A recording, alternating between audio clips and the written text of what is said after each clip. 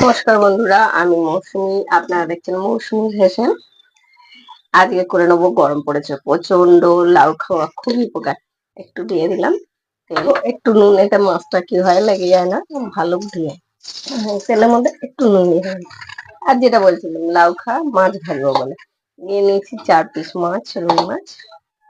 আর কেটে নিয়েছি এরম লাউ ডুমডুম করে, বড় বড় করে, এরম ডুমডুম করে আলু, টমেটো, পেঁয়াজ, রসুন একদম খেতে ভালো লাগে না এই সময়। আর লাউ খাওয়াটা পেটে ঠান্ডা করে, খুব ভালো শরীরের পক্ষে। তাই শোল মাছ হলে তো অসাধারণ হয়, যে কোনো মাছ দিয়েই করা যায়। দেখবেন একটু নুন ছড়িয়ে দিলে মাছটা আর ফাটেও না। অনেক সময় মাছ ফাটে, চটপট করে তুলে নেবো।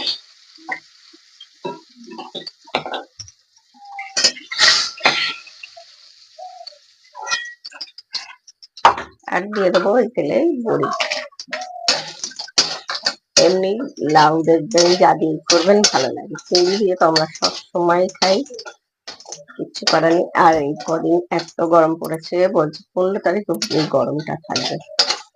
কি অবস্থা বলবি, একটু হাওয়া বাতাস নেই। আর রোদ্দুরটা উঠলে এত রোদ্দুর উঠছে, 9টা বাজলে, 9টা কেন তার আগে দিয়ে বলবো। বড়িটাও ভাজা হয়ে গেছে,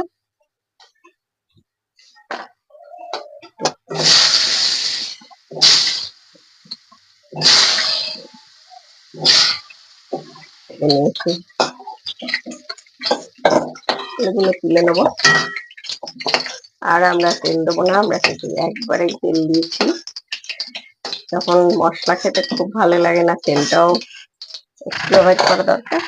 এমনি আমি খুব একটা মশলা দিই না, এই গোটা জিরে, মানে খুব একটা তেল আমি খাই না। আর দিয়ে দেবো একটা টমেটো কেটে, ওই তেলের উপর দিয়ে দেবো আদা,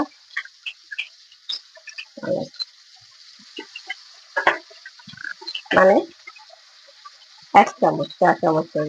আর আর ঝালটা যেরকম খাবেন সেই অনুযায়ী দেবেন আপনারা, কারণ ঝাল যে কিন্তু এই গরমে অতটা ঝাল না খাওয়া ভালো। জিরে গুঁড়ো, টেস্টটা বাড়িয়ে নেবো। আর দিয়ে দেবো, টেস্টটা বেড়ে যাবে, যাচ্ছে ধনে গুঁড়ো। ধনে গুঁড়োটা দিলে খুবই ভালো লাগে। আর ঝোল মানেই তো আদা জিরে বাটা, এখন তো আর বাটা নয় আমাদের। দিয়ে দেবো হলুদ।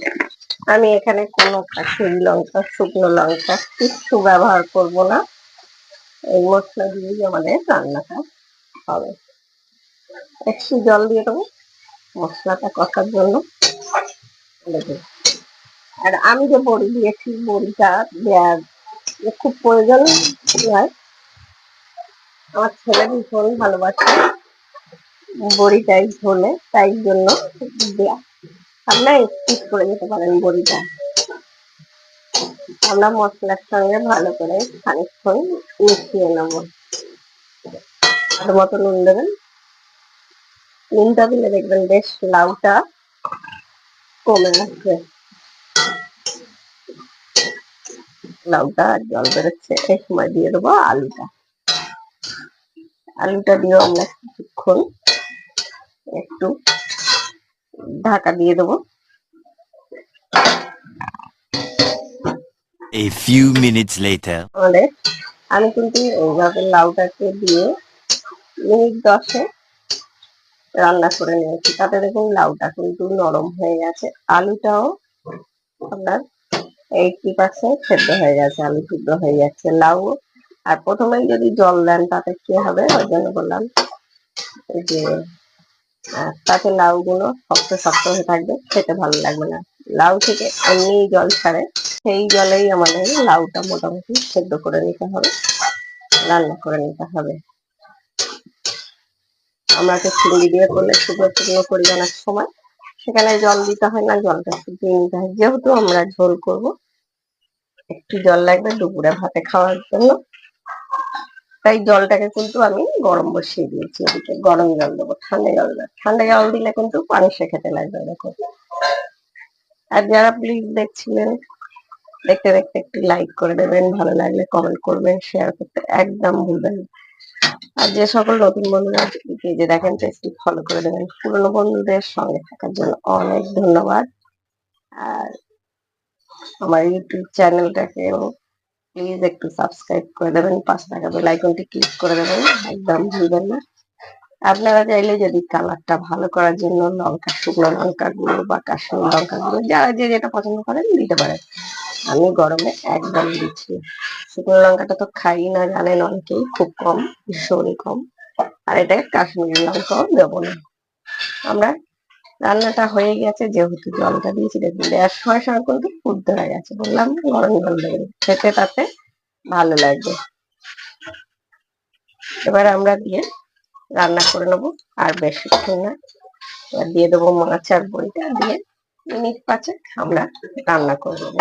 নিলে আমাদের রান্নাটা একদম কমপ্লিট। দুপুরবেলা গরম ভাতের সঙ্গে এরকম একটা লাউয়ের ঝোল এত গরমে কথাই হবে না। ঢাকা দিয়ে 5 মিনিট রান্না করে নেবো। A few minutes later. এলাম 5 মিনিট পর। যেহেতু ভাত দিয়ে খাওয়া হবে, একটু ঝোল ঝোল রাখবো আমরা। আমাদের হয়ে গেছে লাউ দিয়ে মাছের ঝোল, লাউ বড়ি দিয়ে, কত সুন্দর দেখুন। দুপুর বেলা অসম্ভব গরম গরম ভাত আর এরকম একটা ঝোল নিশ্চয়ই বাড়িতে ট্রাই করবেন একবার হলে। সবাই সুস্থ থাকবেন, ভালো থাকবেন। সবার কাছ থেকে বিদায়। আজকের মতো মৌসুমী ফসলের রেসিপি এখানেই শেষ। আবার আসবো গরমের সময় অন্য কোনো রেসিপি নিয়ে আপনাদের সঙ্গে, অন্য কোনো সময়। সবাই সুস্থ থাকবেন।